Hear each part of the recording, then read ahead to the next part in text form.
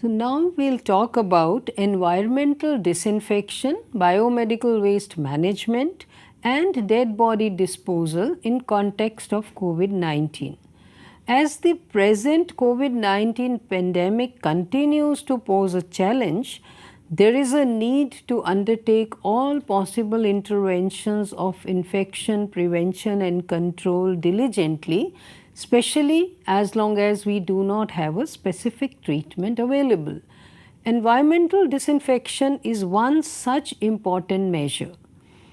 Biomedical waste management also constitute an aspect of environmental safety so that all infectious waste can be disposed and treated safely to prevent transmission to other persons as well as keeping environmental pollution into consideration. To complete this subject, we also will talk of dead body disposal and disinfection as it is different for COVID-19 patients. Now, what is the role of environment? As the person suffering from disease coughs or sneezes or talks loudly, aerosols of different sizes are generated and subsequently settle down in the surrounding surfaces depending upon the size of the aerosol. In many earlier studies on respiratory infectious models, a cutoff of 5 micron size of droplets has been shown to be a factor determining whether the infectious transmission will be contact based or airborne based, which has implication in deciding the control measures. So, as it is evident, when the aerosols of the size more than 5 micron are generated, the respiratory droplets fall on surfaces around. In such situations, the environmental disinfection becomes important and intervention in prevention and control of transmission will be done accordingly. So, coming to the environmental contamination. So, after these aerosols, let us assume, have settled in the surrounding surface areas, the virus can remain on the surfaces for a certain length of time depending upon the various factors like the nature of the surfaces and other conditions, temperature, humidity, as has been observed with other respiratory viruses.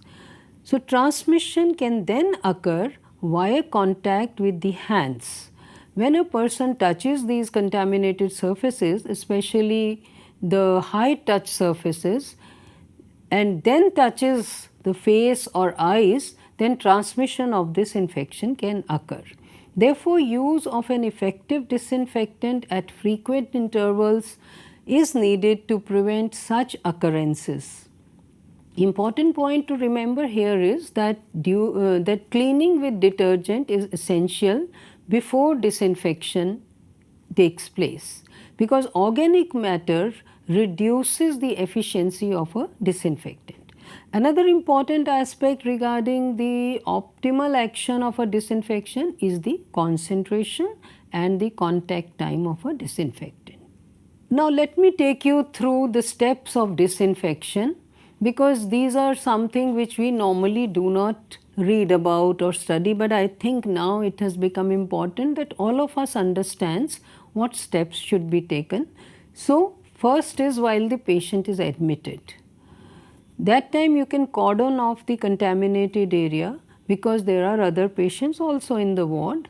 Wear appropriate PPE, mop the floor with detergent, water, and then proceed to disinfection using 1% sodium hypochlorite on the floors and all surfaces. We must remember that freshly prepared hypochlorite should be used each time, and a contact time of at least 10 minutes should be there after its application.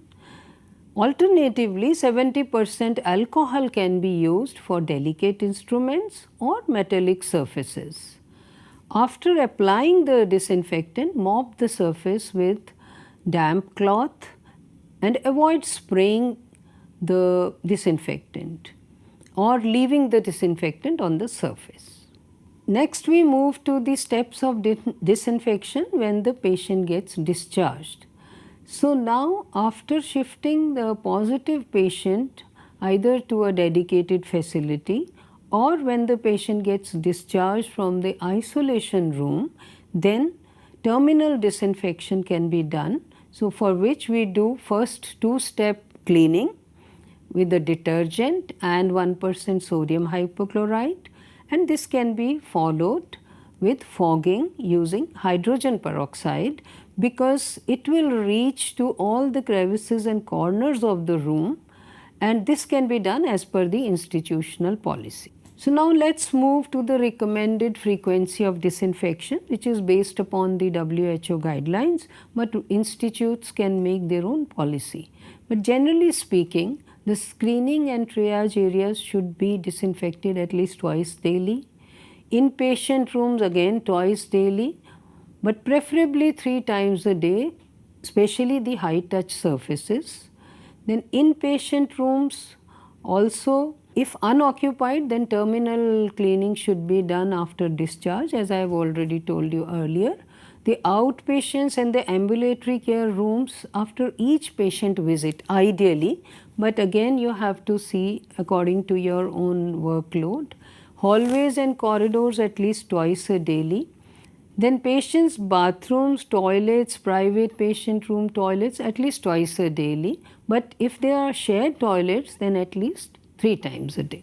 Now let's come to a very important part, which is the implementation and monitoring of disinfection, because that is very important for any administrative or infection control program.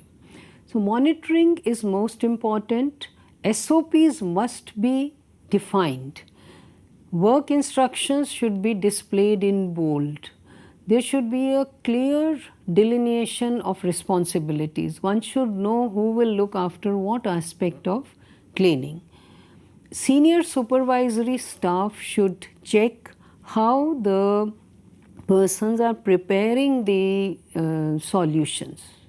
Measuring devices must be provided so that they prepare the accurate, adequate amount of the disinfectant, and this is very important. Then you can have checklists to ensure the frequency, and that should also be signed out by all the senior staff members. Especially the toilet areas need attention. Supply of hand rubs, soap solutions should be ensured in adequate amounts. We have observed in our day-to-day practice that many a times the fear of pilferage or somebody will take it away, that can sometimes keep all these, the staff tends to keep them in cupboards and shelves. They should be adequately available and should be encouraged, everybody should be encouraged to use them. Training of staff is very important. How to don appropriate PPE during disinfection, how to do hand hygiene, and how to on the other practices of the infection control, standard precautions. So this takes care of our disinfection protocols. Let us now move on to the biomedical waste management. Now, biomedical waste management in context of COVID-19 is a little different, and that's why, as I told earlier also, that's why we are discussing it here today. We know it is under the legal framework, under the Constitution of India, Article 21, which includes the fundamental right to clean environment with health and medical care. Biomedical waste management and handling rules were formed and were implemented in 1998. The biomedical waste management rules in 2016 were further revised, and they basically apply to all persons who generate, collect, receive, store, transport, treat, dispose or handle the medical waste. For example, hospitals, nursing homes, clinics, dispensaries, path laboratories, blood banks, health camps, the forensic laboratories, research laboratories, etc. Now subsequently, This rules now is under the Central Pollution Control Board under the Ministry of Environment, Forest and Climate Change. Now, what are the key points of any biomedical waste management rules? There should be a proper segregation of the waste. That is the core principle of the biomedical waste. Collection and transportation is vital link between the prevention and treatment of waste, and the common biomedical waste treatment facilities are authorized, which are known as the common, in short, CBWTF. Now, it is very important that the staff should be trained in infection control in these people who are treating or handling the biomedical waste.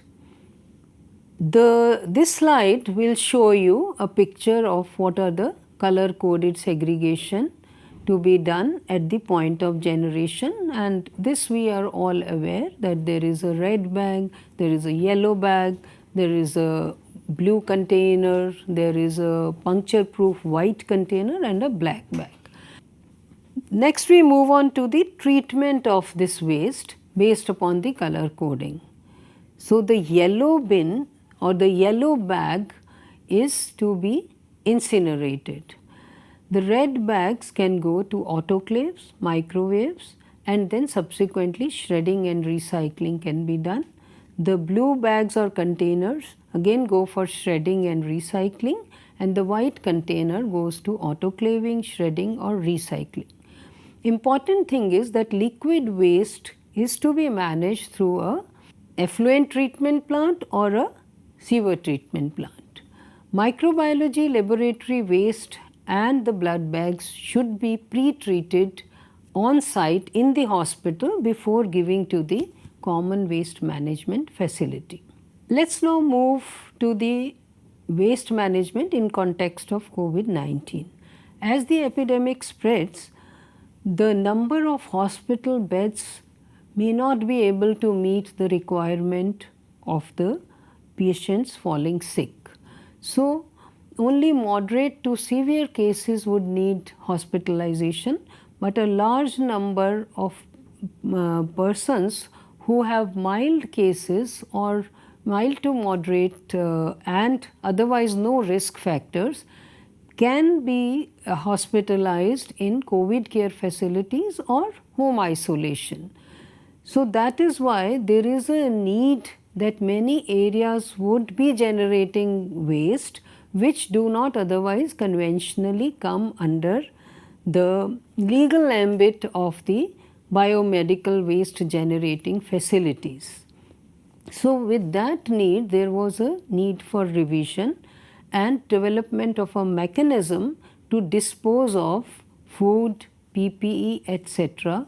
from such areas which were otherwise not the organization having licenses for biomedical waste generation and disposal. In context of COVID-19, the following areas will need attention.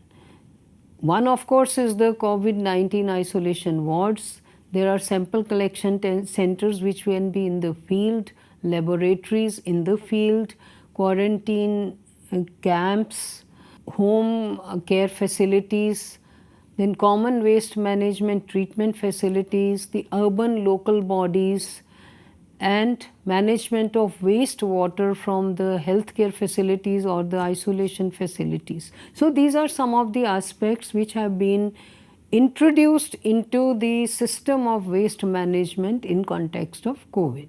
So, as I have already said, this revision of guidelines in context of COVID-19, they address to how hospitals should manage COVID-19 waste, how this waste should be segregated and handled, how to dispose of PPE, how to take care of quarantine and home care facilities, manage in the households the general waste which is generated when the patient is isolated in home care, then sample collection units in the community, then common waste management treatment facilities or urban local bodies, ETP, STP monitoring. These are all the aspects that have been discussed in the revision. They recommend that disinfection of all bags and trolleys must be done from outside, and to minimize the yellow bag waste and medications, all the waste should be treated as solid waste management from the households. Now, just to give you an idea on some of the COVID-19 waste specific treatments, in the hospitals double layered bags should be used because it is thought that single strength may not be providing adequate strength. There is dedicated collection bins labeled as COVID-19.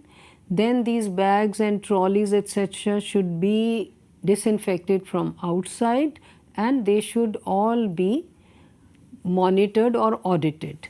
Then moving on to the transport to the common biomedical treatment facilities, it is important to have a proper record, ensure proper disinfection of trolleys and bags, adequate PPE should be provided to the staff. The treatment and disposal should be done immediately after receiving, so there should be no delay. So, with that we come to the important aspects of the waste management facilities and move on quickly to the management of the COVID-19 dead bodies. So, there are three important things: the packaging, disinfection and disposal. Now, let us look at the packaging of the dead body. Every case needs to be treated as COVID-19 in the present context, and I am showing you a poster which shows the steps of packaging. Generally, no direct contact with blood or body fluids should be allowed with the dead body. The person packing should put on the PPE, which includes heavy duty gloves, water resistant gowns or a plastic apron, N95 mask, goggles or face shield. All the tubes, drains and catheters on the dead body should be removed. All wounds, cuts and abrasions should be disinfected with 1% sodium hypochlorite and covered with a waterproof bandage.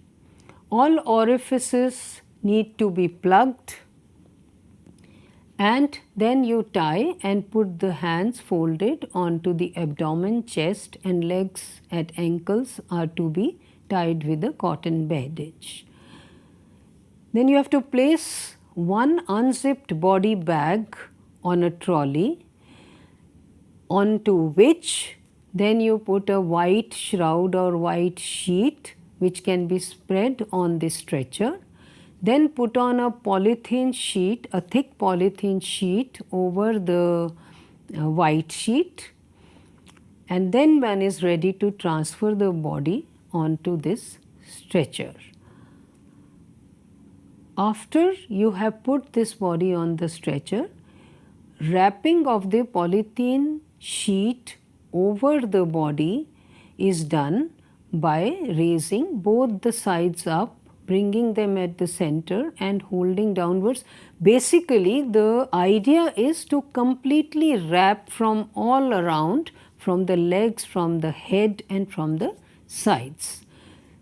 After that, similarly, the white linen sheet is also wrapped all over the body so as to wrap it around the head, the legs and the sides.